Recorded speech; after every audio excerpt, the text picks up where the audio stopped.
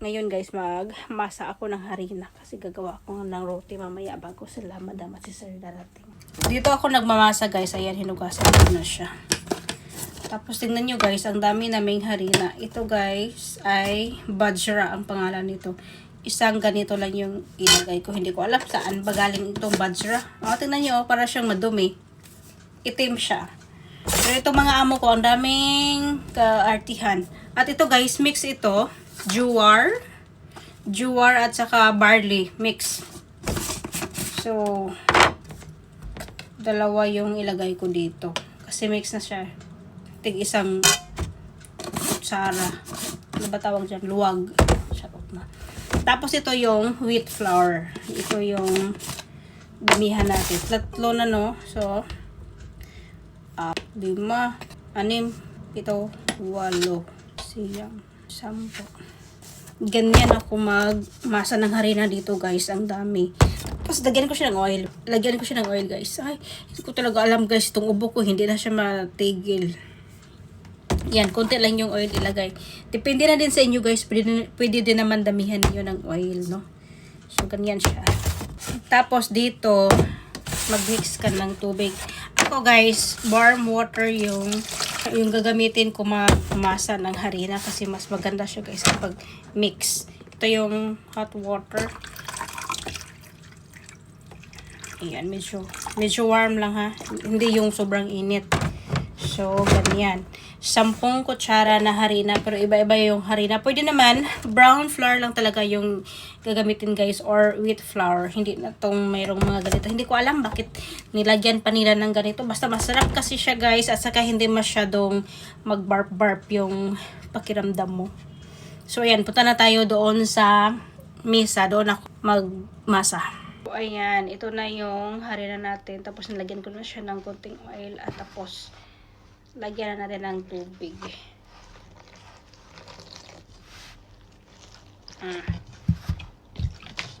Nanginaw na ko ganiha ha. Ito talaga ang problema ko guys kasi hindi ako makakapag-video kasi sobrang haba ng video. Tapos ito magpilit-pilit siya. So hindi ako makapag-video ng maayos kasi kamay natin ganito. So i-time-lapse ko na lang guys ha. Kapag magmasa ka nitong harina, kailangan konti-kontiin mo lang yung tubig paglagay kasi kapag maraming tubig na malata man yan siya, di magdagdag ka na naman ng harina para talaga malapot talaga yan siya. So ako dyan guys, medyo maraming tubig yung nalagay ko kaya naglagay naman ako ng 1 kutsara na harina tapos masa-masa na naman. At pagkatapos lata pa talaga siya guys, nilagyan ko naman siya ng 1 kutsara pang harina. Kasi kami nasa-masa at pagkatapos nalapot na siya ay pwede na. So yan guys, tapos na ako nagmasa ng harina. Kung gusto nyo na mag-try nito, pwede nyo na itong lutuin or gagawa kayo ng roti or parata, mga 30 minutes. Pero itong sa akin, 12:30 ngayon dito, 2 o'clock pa ako gagawa ng roti kasi 12:30 pa darating yung mga amo ko. So, ayan lang, sinishare ko lang sa inyo.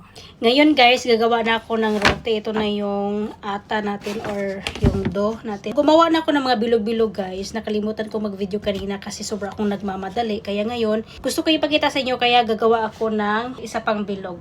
So, ito yung ghee. Kuha tayo dito ng maliit na dough. Ganyan na siya guys. So, ayan. Tapos, tusmod siya sa flour. Nagmamadali ako guys kasi darating na yung mga amo ko ngayon.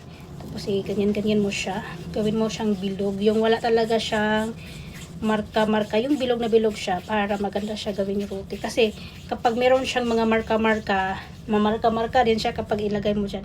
Dapat yung ganito guys, wala siya guys ha. O diba? Wala na siya guys. Ganyan na siya. Bilog na siya. Tapos isaw-saw na naman siya dyan sa flour or sa harina. Yan, para hindi siya didikit. Dito. So, ito tapos na. Gumawa lang talaga ako ng isa pang bilog para ipakita ko sa inyo guys. Pagkatapos, bilog na to kanina ha. Ay, sige na. Ibalik na to. Galit ako ha. Muna itong kwaon. Ito siya guys. Ganyan-ganyan mo siya. Tapos kapag ma-round na siya, i-flat. O, diba? Tapos ganyan mo. Pagka malata-lata, pagka ma-form na siya ng ganito, i-roll na natin hanggang sa ma-flat siya guys. Tapos kailangan yung sobrang nipis talaga siya, no? Para maluto siya. So siya guys. Yan. Ito flour tong ginalagay ko dito guys para hindi siya magpilit ba. Kapag sobrang flat na siya, nipis na siya, kunin mo, ganun. Iganyan-ganyan mo siya. Tapos, ilagay mo siya sa sobrang mainit na demonstration talaga ito guys. Ilagay mo siya dyan. Nakagawa na ako ng isa, kaya sobrang init na to. Kailangan maluto siya yung one side, tapos saka mo siya ibaliktad, okay? So, ngayon, medyo okay na yung one side, ibaliktad na natin. Kapag medyo luto na din itong one side guys, pwede mo na siyang i-flat. Itong ginawa ko guys ay roti lang to ha. Hindi to parata, roti lang kasi afternoon ngayon. Hindi kami kumakain ng parata kapag afternoon kasi hindi na yan ma-digest masyado. Pagkatapos, baliktad mo siya. Tignan nyo, luto na siya. Tapos guys, kapag marunong ka talagang magluto nito, ito, maging malaki yan siya. Uulbo yan siya. Ay, naku, uulbo. Basta lalaki yan siya dyan. Puro mainit yung lalabas dyan. Ayan siya. Ganyan siya guys. Ayan. Maganda ang roti kapag tumubo siya ng ganyan. Pero careful kasi sobrang init yan. Yan, luto na. So, ganito siya guys. Mukha niya. Tadang! Oh, ganyan yung roti, walang butter. Pero kung gusto mo guys, lagyan ng butter. Okay, lagyan natin ngayon kasi one side lang yung lagyan natin ng butter guys. Para mas malambot siya, ganito lang. Pero, para lang mas malambot siya guys at masarap siya kainin. Pero hindi yung dito ilagay yung butter. Parata na yun kapag lagyan mo dyan ng butter dito. So, ganun lang ang pagkaluto ha. Tingnan nyo. Ayan siya. Dalawa na yung nagawa ko. Yan yung isa. Ito yung isa. So, ayan lang. Ganun lang ang pagkaluto ng roti ha. Sana nakuha ninyo. Thank you for watching. Bye-bye. God bless everyone.